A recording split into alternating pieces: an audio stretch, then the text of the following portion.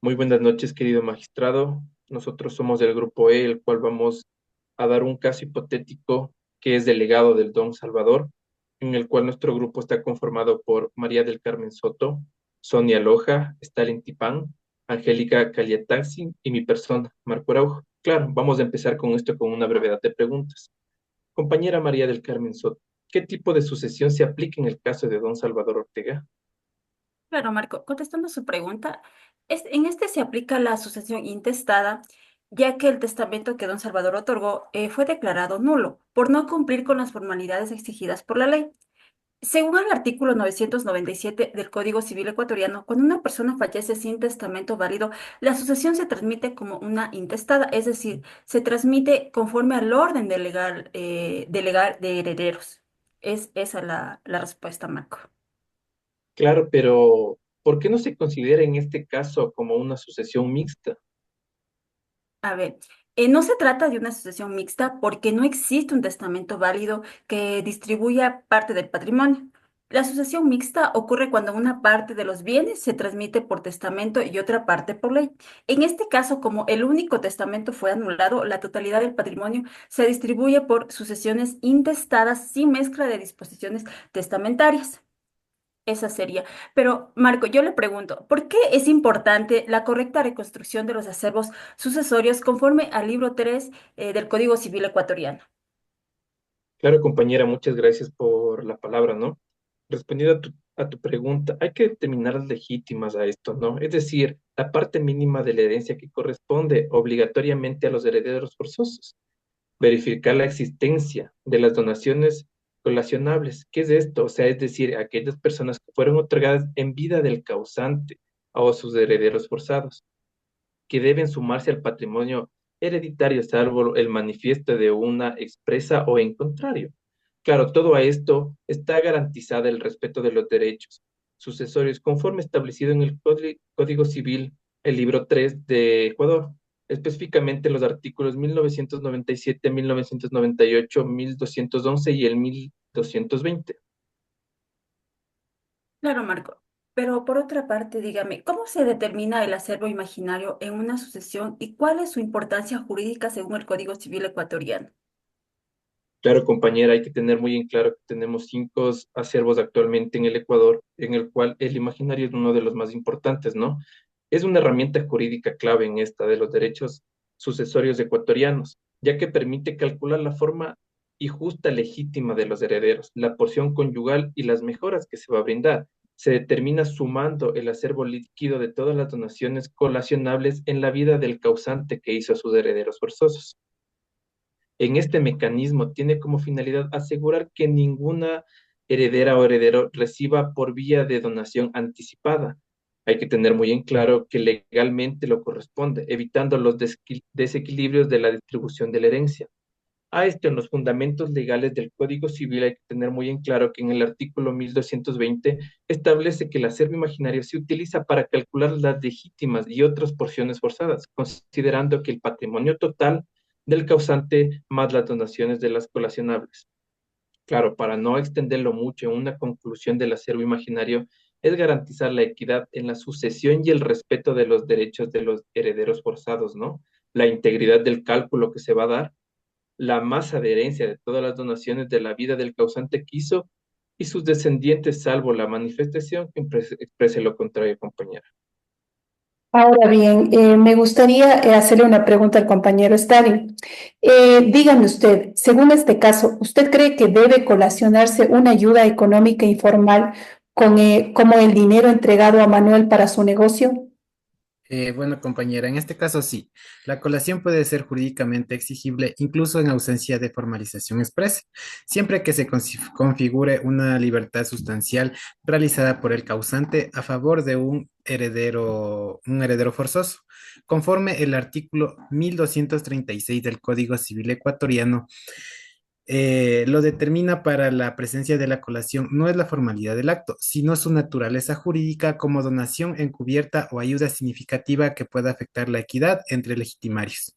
En el caso concreto, la entrega de los $20,000 a Manuel para iniciar un negocio constituye una transferencia patrimonial con fines de beneficio económicamente directo realizada a título gratuito y en vida del causante, lo cual encuadra dentro de los supuestos de hechos que justifican su colación. Ahora bien, ¿usted cree que procede la colación de una venta hecha a un tercero por un precio irrisorio?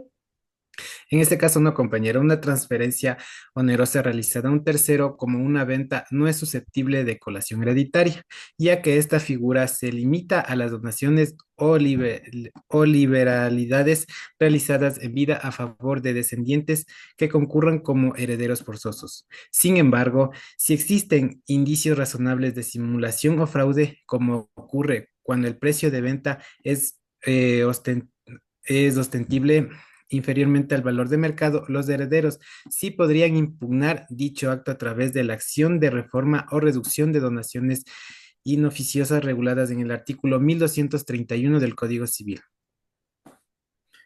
Bueno, compañera, continuando con el caso, ¿qué derechos tiene la cónyuge sobreviviente sobre los bienes adquiridos durante el patrimonio bajo el régimen de sociedad conyugal?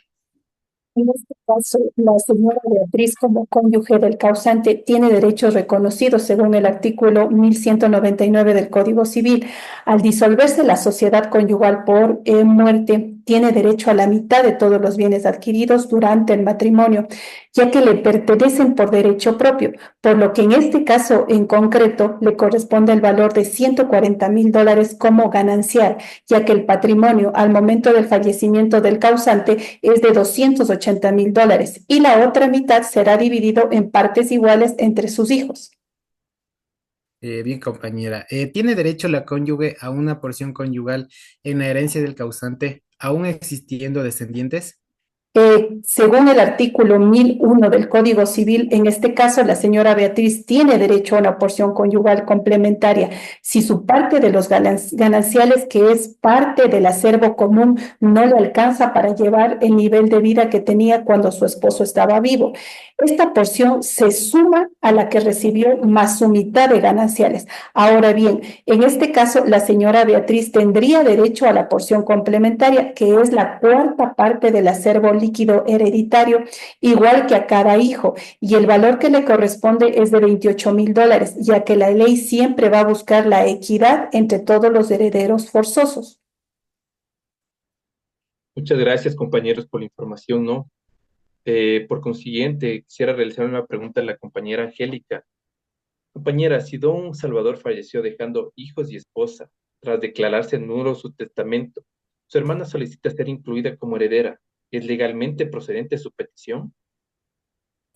La petición de la hermana de don Salvador carece de fundamentos legales. De acuerdo al artículo 1023 del Código Civil ecuatoriano, en sí establece que el orden de la sucesión en estado, en este artículo señala que son llamados a la sucesión a los descendientes, el cual sería el cónyuge, los ascendientes y al falta de esto los hermanos. En sí, el presente caso de don Salvador eh, dejó a sus hijos descendientes y a su esposa cónyuge sobreviviente, que en el artículo 1025 del Código Civil nos indica que los hijos excluyen a todos los otros herederos en sí, con excepción del cónyuge, quien ocurre con ellos, por lo tanto, al existir hijos y cónyuges, la hermana del causante, quien es una pariente colateral, no tiene derecho a heredar en la sucesión en estado. Ok, compañera, pero a esto, si el testamento de don Salvador hubiera sido válido, ¿podría su hermana tener algún derecho a la herencia?